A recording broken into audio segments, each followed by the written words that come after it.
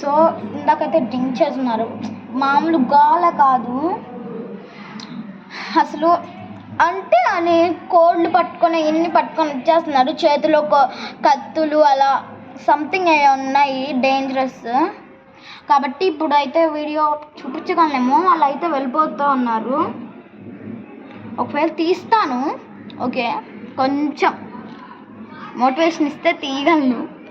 Okay, తీద్దాం, ఏమవుతుందో. ఒకవేళ 12 గంటలలోపు మన పురం దగ్గర చేరే మార్గం, అమ్మవారి పనులు ముందుకు సాగే మార్గం, మన రైతుల వారు చూడవలసిన దక్షిణ నాడు